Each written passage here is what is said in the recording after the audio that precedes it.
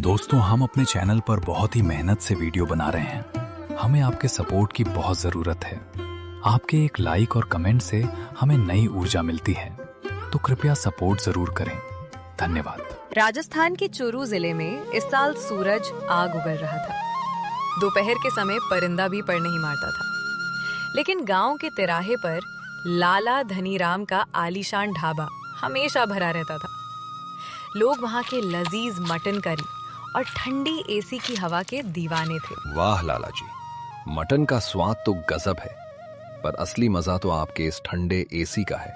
बाहर तो लू चल रही है। अरे ध्यान से सुन लो सब, ये एसी मैंने मजाक में नहीं लगवाया है। लाखों फूंके हैं इसमें। यहाँ कोई फालतू बैठने की जगह नहीं है, समझे? जो मटन खाएगा वही इस ठंडी हवा का मजा लेगा, वरना बाहर जाके गर्मी में पसीना बहाओ, मुझे कोई फर्क नहीं पड़ता। ग्राहक ने एक पल के लिए उसकी आंखों में देखा। होंठ हल्के से कांपे, जैसे कुछ कहना चाहता हो, मगर हालात ने उसकी आवाज छीन ली थी।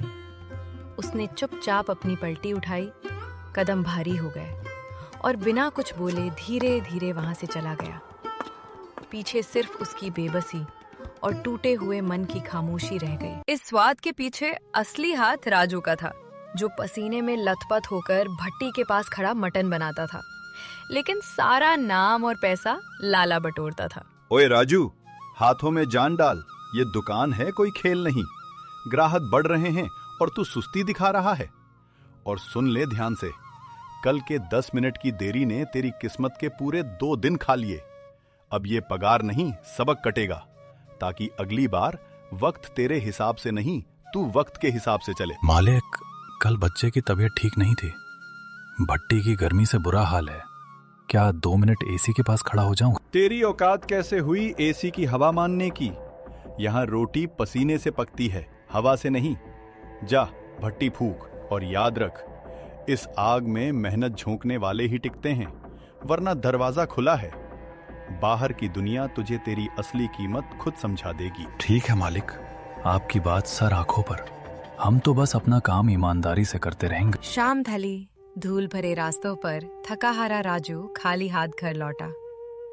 दरवाजे पर खड़े उसके बच्चे उम्मीद भरी आंखों से उसे देख रहे थे, पर उसके हाथों की खालीपन ने जैसे उनकी मासूम उम्मीदों की आवाज ही छीन ली, और उस खामोशी में उसकी मजबूरी सबसे ज्यादा चीख रही थी। पिताजी, क्या आप हमारे लिए वो टेबल वाला पंखा लाए? रात भर गर्मी में नींद नहीं आती। बेटा, सेठ जी ने आज पैसे नहीं दिए, कल पक्का लाऊंगा। तुम मटके का ठंडा पानी पीकर सो जाओ। कब तक सहोगे ये सब? सुनिए जी, वो लाला आपकी मेहनत की कद्र नहीं करता। आप दिन रात जलते हो और बदले में सिर्फ ताने मिलते हैं। क्यों ना अब अपनी मेहनत अपने लिए लगाओ। छोटा सा ही सही, पर अपना काम शुरू करो, जहां आपकी इज्जत भी हो, सुकून भी हो, और आपके बच्चों का भविष्य भी अपने दम पर संवर सके। भाग्यवान, मेरे पास न बर्तन है न पैसे, और सच कहूं तो हिम्मत भी डगमगाती है। लोग लाला के यहाँ एसी की ठंडी हवा के लिए जाते हैं, मेरे पास तो बस मेहनत की गर्मी है। पर शायद यही गर्मी एक दिन चूल्हा भी जलाएगी। अगले दिन राजू ने लाला से अपनी पुरानी पगार मांगी, तो लाला ने उसे बेइज्जत कर बाहर निकाल दिया। ये पकड़ 200 रुपए और निकल यहाँ से। बहुत जुबान चलने लगी है तेरी। देखता हूँ मेरे बिना तुझे काम कौन देता है। मालिक, ठंडी हवा से पेट नहीं भरता। असली सुकून तो उस मेहनत में है जो स्वाद बनकर लोगों के दिल में उतर जाए। और याद रखना, ऊपर वाला देर से सही, पर हर घमंड का हिसाब जरूर करता है। राजू थके कदमों से सुमित की दुकान के सामने रुका, आंखों में चिंता और दिल में टूटी हुई उम्मीदें लिए बोला, यार सुमित, जिंदगी ने ऐसा मोड़ ले लिया है कि समझ नहीं आता किस रास्ते जाऊं।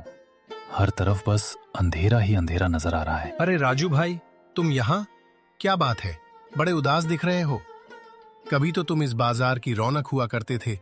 आज चेहरे की ये मायूसी बता रही है कि अंदर कहीं गहरा तूफान चल रहा है। बताओ यार, क्या दर्द दिल में छुपा रखा है? दोस्त, हालात ऐसे हो गए हैं कि बच्चों की छोटी सी जरूरत भी पहाड़ लगने लगी है। बस उनके लिए एक पंखा लेना चाहता हूँ। ताकि इस गर्मी में उन्हें थोड़ी राहत मिल सके। लेकिन जेब की मजबूरी हर बार मेरे हौसलों को तोड़ देती है। भाई, दोस्ती में पैसे कैसे? ये पंखा ले जा, जब काम शुरू हो जाए तब दे देना। राजू कांपते हाथों में पंखा लिए जब अपने घर की दहलीज पर पहुंचा तो उसके चेहरे पर थकान के साथ एक सुकून भी था। आज पहली बार लगा कि मैं भले ही गरीब हूं, लेकिन अपने बच्चों की मुस्कान खरीदने की ताकत अभी भी मुझ में बाकी है।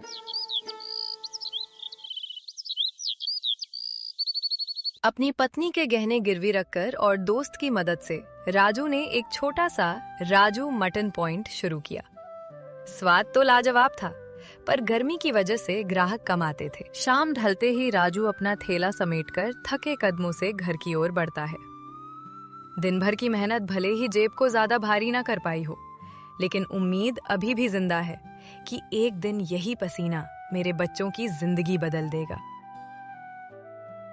एक रात बहुत तूफान आया। तभी एक महंगी गाड़ी राजू के छोटे से ढाबे के बाहर रुकी। उसमें से व्यापारी विक्रम अपनी बीमार पत्नी के साथ बाहर आए। भाई साहब, मेरी पत्नी की तबीयत खराब है और गाड़ी बंद हो गई है। पास वाले बड़े ढाबे ने दरवाजा नहीं खोला। क्या हम यहाँ रुक सकते हैं? साहब, ये तो गरीब की कुटिया है, पर आप बेझिझक अंदर आइए। राजू और शांति ने उनकी खूब सेवा की और उन्हें गर्मा गर्म सादा भोजन खिलाया। विक्रम उनके व्यवहार और भोजन के स्वाद से गदगद हो गया। राजू भाई, आप जैसा इंसान और ऐसा स्वाद मैंने आज तक नहीं देखा। आपकी समस्या एसी की है ना? कल से आपको इसकी चिंता नहीं होगी।